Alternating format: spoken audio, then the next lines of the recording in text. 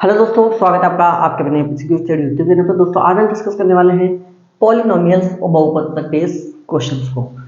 जी हाँ दोस्तों, हम समझते हैं पहले कि ये होता क्या है, इस पर क्वेश्चंस कैसे आते हैं, किस प्रकार से आते हैं, और ये एक्सरसाइज इतनी इंपॉर्टेंट है कि इसमें से एक या दो क्वेश्चन पक्का पूछे जाते हैं। तो देखिए, हम बात कर रहे हैं एक द्विघात समीकरण की। किसकी बात करें? द्विघात समीकरण की। क्या होता है दोस्तों? ये A X square plus B X plus C equal to 0, ये आप सब जानते हो, ऐसी कुछ इक्वेशंस होती है। ये ए है, वो क्या कहलाता है? हमारा एक्स स्क्वायर का कोफिशिएंट, एक्स स्क्वायर का गुणांक। क्या कहलाता है? एक्स स्क्वायर का गुणांक। ठीक है। बी आपका क्या कहलाता है? एक्स का गुणांक, एक्स का गुणांक। यदि हम इंग्लिश में बात करें तो इसको बोलते हैं कोफिशिएंट ऑफ एक्स स्क्वायर। इसको हम बोलते हैं कोफिशिएंट ऑफ एक्स। ठीक है। सी को हम क्या बोलते हैं? कांस्टेंट। ये क्या है हमारा? कांस्टेंट। हिंदी में बोलते हैं इसको अचर। क्या बोलते हैं इसको? अचर। अब देखो, समझने की बात यह है, यदि इससे रिलेटेड कोई क्वेश्चन आएगा तो उसमें क्या क्या पूछता है हमारे से पूछता है शून्य अंकों का योग फाइंड कीजिए। क्या बोलता है? शून्य अंकों का योग बताइए। इंग्लिश में क्या बोलते हैं? सम ऑफ जीरोस फाइंड कीजिए। सम ऑफ जीरोस, यदि इसको शॉर्ट फॉर्म में लिखना चाहें हम लोग तो हम लिख सकते हैं अल्फा प्लस बीटा, राइट। और क्या लिख सकते हैं? हम लिख सकते हैं माइनस का बी अपॉन ए। और क्या लिख सकते हैं? बी को क्या लिख सकते हैं हम लोग? ये रहा, बी को क्या लिख सकते हैं हम? कोफिशिएंट ऑफ एक्स स्क्वायर या फिर एक्स स्क्वायर का गुणांक, एक्स स्क्वायर का गुणांक। ठीक है। और ए क्या हमारा? सॉरी, बी क्या हमारा? एक्स का गुणांक। ए क्या हमारा? एक्स स्क्वायर का गुणांक। क्या होगा? एक्स स्क्वायर का गुणांक। इस तरीके से हम लोग लिख सकते हैं इसको, कोई समस्या नहीं किसी को भी। ठीक है, यहाँ तक आ गया समझ में। बात कर रहे हैं हम लोग शून्य अंकों का गुणांक, शून्य अंकों का गुणनफल, शून्य अंकों का गुणनफल, या फिर इंग्लिश में बोले हम लोग product of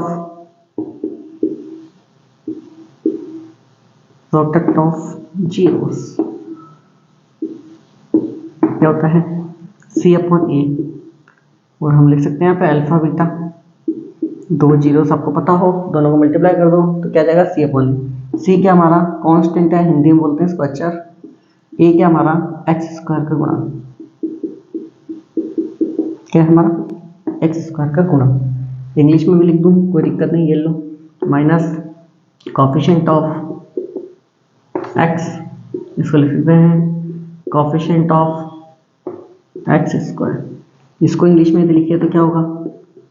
constant divided by x square का गुणांक, मतलब कोफिशिएंट ऑफ एक्स स्क्वायर,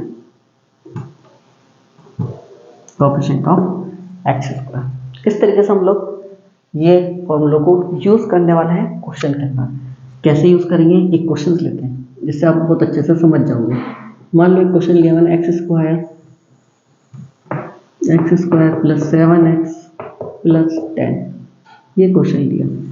इसके यदि जीरोस फाइंड करने हैं हमें, है ना, जीरोस को चेक करना है कितना क्या है, तो कैसे करेंगे? देखो, सम ऑफ जीरोस, पहला वाला सम ऑफ जीरोस लगाते हैं। सम ऑफ जीरोस, यदि हिंदी में बात करें तो क्या बोलेंगे? शून्य अंकों का योग, शून्य अंकों का योग निकालते हैं। क्या निकाल रहे हैं हम लोग? अल्फा प्लस बीटा की वैल्यू निकाल रहे हैं। क्या होता है? माइनस बी अपॉन ए। देखो ए कितना है यहाँ पे नहीं पता, तो इसका मतलब ये ए हो गया, ये क्या हो गया? ये बी हो गया, और ये क्या है? पूरा सी है। वैल्यू हमारे पास मिल गई। इस फॉर्मूले में रखना है माइनस का बी अपॉन ए। माइनस बी कितना है हमारे पास? 7 ये रहा। ए कितना है हमारे पास? ए कितना है? 1, ये बन सकते हैं। कुल मिला के कितना है? 7। ठीक है। नेक्स्ट आता हमारा प्रोडक्ट ऑफ जीरोस इसको बोलते हो शून्यंकों का गुणनफल, अल्फा और बीटा का मल्टीप्लिकेशन। क्या होता है फॉर्मूला? C अपॉन ए। क्या होता है? C अपॉन ए। C कितना है? 10, A कितना है? 1, टोटल कितना आया? 10। चेक करना है क्या ये सही है या नहीं है। आप इसके फैक्टराइजेशन जानते हो क्या? x² प्लस 7x प्लस 10, ये हम बचपन से पढ़ते हुए आ रहे हैं। इसके फैक्टराइजेशन क्या होते हैं? मल्टीप्लाई करने पे क्या आना चाहिए? 10 आना चाहिए। ऐड और सब्ट्रैक्ट करने पे क्या आना चाहिए? 7 आना चाहिए। जब x², ठीक है, इसको क्या लिखेंगे? 5x प्लस 2x प्लस 10, ये होंगे इसके गुणनखंड, इसको आप फैक्टराइजेशन बोलते हो। इसके गुणनखंड करते कितना आएगा? उसको ऐड करेंगे तो 7 आ जाएगा, मल्टीप्लाई करेंगे तो 10 आ जाएगा। चलो इसमें से कुछ common, x common, x plus 5, यहाँ से कुछ कॉमन, 2 कॉमन आ रहा है, 2 कॉमन ले लो, कितना बचा? x plus 5। अब यहाँ से भी कुछ कॉमन आ रहा है क्या? बिल्कुल आ रहा है, यहाँ से और यहाँ से क्या कॉमन आ रहा है? x प्लस 5 कॉमन आ रहा है, ठीक है। क्या बचा? x प्लस 2 बच गया। क्या बच गया? x प्लस 2 बच गया, इक्वल टू 0। जो चल रहा है वो चल रहा है, ठीक है। यहाँ से इसको x के बराबर रखेंगे हम लोग, 0 के बराबर, तो x का वैल्यू कितना आ गया? -5। ये तो इसको 0 के बराबर रखते हैं, x प्लस 2 को हम 0 के बराबर रख दें तो x का वैल्यू कितना आ गया? -2। एक आया -5, एक आया -2, ठीक है। क्या आया? जीरोस निकल के आए।